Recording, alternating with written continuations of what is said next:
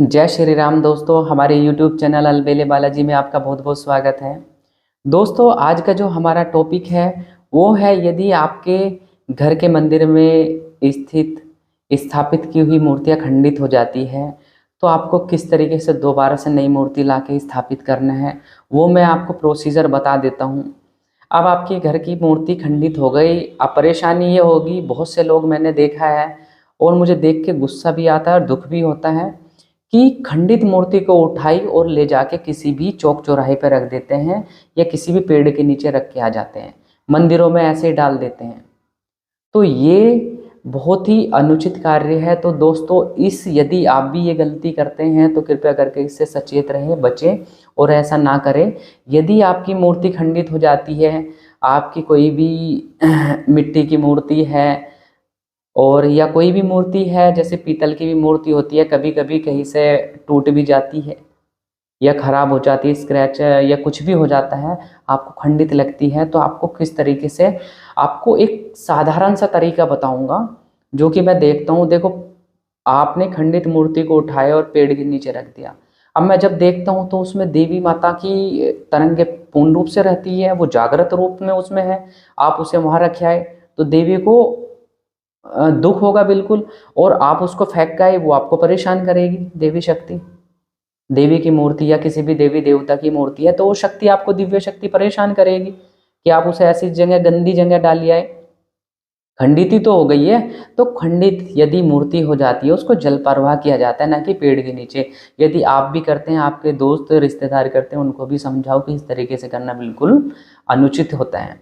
तो अब आपको क्या करना है, यदि खंडित हो गई, खंडित होने के बाद में सबसे पहले आपको एक नई मूर्ति लानी चाहिए।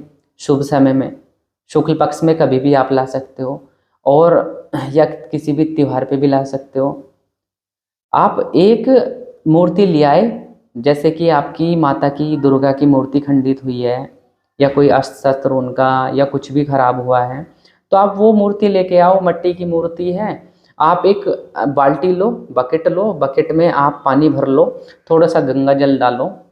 ये डालने के बाद में वो मूर्ति जो खंडित हो गई है वो उसमें बाल्टी में रख दो, पानी में डुबो दो, और प्रार्थना करो कि जो इस खंडित मूर्ति में प्राण प्रतिष्ठित देवी शक्ति है, कृपया करके इस नई मूर्ति में आ जाए। अब जो नई मूर्ति आई है उसे भी आप उसी जल में रख दो। बाल्टी में रखने के बाद में 12 घंटा ऐसे ही छोड़ दो, मतलब एक रात्रि आप ऐसे ही छोड़ दो। अगले दिन सुबह उठो और जो खंडित मूर्ति है उसे तो ऐसे ही रहने दो। जो नई मूर्ति है, आप नई मूर्ति को उठाकर पंचोपचार, षोडशोपचार से पूजन करो और दीप जलाओ, और स्थान उस पर प्रार्थना करो कि मेरी माता जो इस खंडित मूर्ति में है, कृपा करके आप आदर सहित मैं आपका आह्वान करता हूँ इस मूर्ति के अंदर, कृपया करके आप इसमें प्रविष्ट हो जाइए। तो ऐसा करने मात्र से ही आपकी जो देवी शक्ति है वो उसमें प्रविष्ट हो जाती है नई में। अब उसमें क्या रहेगा, उसमें कुछ भी नहीं रहेगा, क्योंकि आपने उनका आह्वान कर लिया है और वो नई मूर्ति में स्थापित हो गई है। तो सिंपल सा तरीका ये था। आपको इस तरीके से आप फिर पूजन पाठन, अपना पूजा पाठ जो भी करते हैं आप नित्य करते रहो, उससे कोई फर्क नहीं पड़ेगा। बट तरीका जो ये है, और उसके बाद में बकेट में से जो खंडित मूर्ति है आप उसे लेके जाइए किसी भी पवित्र नदी में या जल स्रोत में, आप उसका जल प्रवाह कर सकते हैं। या आप उसे उठा के भी, आप उसे लाल कलर के सूती वस्त्र से लपेट के भी आप किसी पॉलिथीन में पैक करके या डब्बे में पैक करके रख सकते हैं। जब भी आप किसी तीर्थ पे जाते हो तो तीर्थ पे जाके उसका जल प्रवाह कर सकते हैं। तो ये तरीका जो होता है सबसे अच्छा होता है। तो दोस्तों, अभी भी आप यदि ये गलतियां करते हैं तो बिल्कुल ना करें, क्योंकि आप प्राण प्रतिष्ठित जिसको आप बरसों से पूछते आ रहे हो उसको आप पेड़ के नीचे रखे आते हो, गंदगी में डाली आते हो, तो वो देवी शक्ति तो रुष्ट होगी ना। आपके घर में परेशानी आएगी, आर्थिक तंगी बनेगी, घर में सब बीमार पड़ जाएंगे।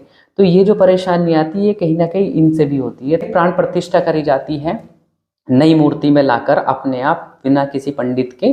तो इस तरीके से आप कर सकते हैं। तो दोस्तों, इसी प्रकार की बेहतरीन वीडियो के लिए आप मेरे YouTube चैनल को सब्सक्राइब करें।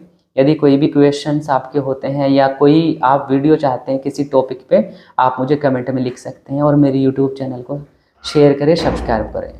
जय श्री राम, जय श्री बालाजी।